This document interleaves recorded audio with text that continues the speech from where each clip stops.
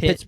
Pittsburgh. Went 8-5 last season, solid year, and I think the biggest development and even the biggest win for them last year was they entered the season with a lot of quarterback uncertainty. It was like Eli Holstein was going to probably be the starter, but you know, kind of the writing was on the wall with him. He wasn't probably going to be anything more than just okay.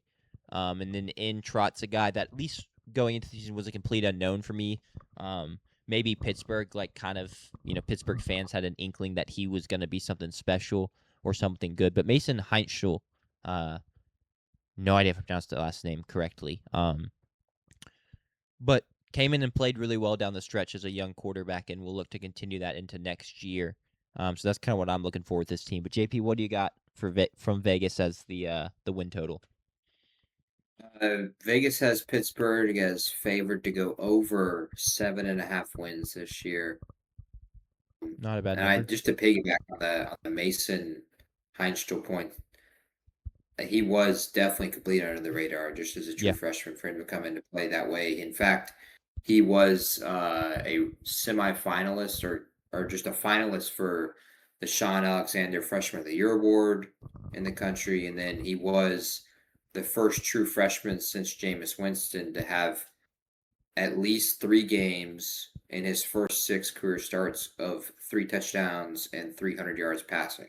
It's pretty good. So this is a guy who really produced as a freshman, and I think it's got a lot of buzz going for those Panthers fans out there. If this may be a good season, and we can see some good quarterback play that we haven't seen since Kenny Pickett. Sure.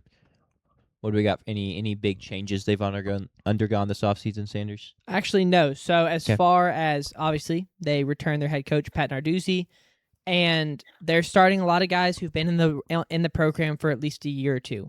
Only 5 transfers projected to start right now on our lads. And so that's how I've got them winning the ACC, is that all the returning players who are starters, not the same thing as returning starters, because a lot of these guys didn't start last year, gives them stability and consistency in a time when roster turnover takes teams weeks to get comfortable. And so that's kind of their path to winning the ACC as I have it. The schedule is not as easy as what we just talked about with NC State, right? You still play at Miami, you play at Louisville, you play at California, at Virginia Tech. It's not an easy schedule.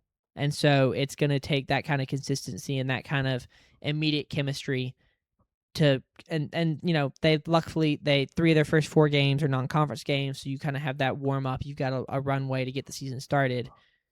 But once again, the bye week, just like we talked about with, I think the first team that we talked about was Boston College, not till week 10. So you play 9 straight games before you get a bye week. It's going to be a long 9 weeks and a long 9-week stretch, and then you finish it out, Florida State, at Louisville, at California. It's going to be tough, but that's how they're going to get it done, I think, if they are going to get it done. Sure. Anything else, or shall we pick over under? I'm down to pick 7.5. Give me the over. 1-8 last year. I think this team has a chance to be a little bit better. You talked about kind of the retention, and then also just I'm a Mason guy, so give me the over. I'm gonna take the under. I don't like the road games that they play, and of course I also don't like what Sanders outlined with the 9 straight games to start the season. But these are just really difficult road games.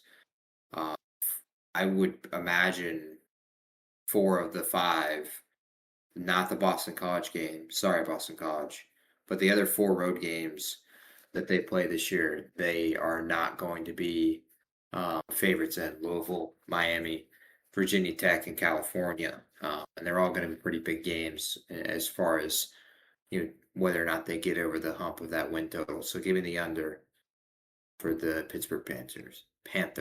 Yeah, I'm taking the under as well. I got the same thought process. They lose 4 road games, and then you go from there. You only got to lose 1 more game, whether it's Syracuse with a healthy Steve Angeli, whether it's North Carolina with an interim head coach after Bill Belichick gets fired, or maybe it's Georgia Tech and Alberto is the second coming of Fernando.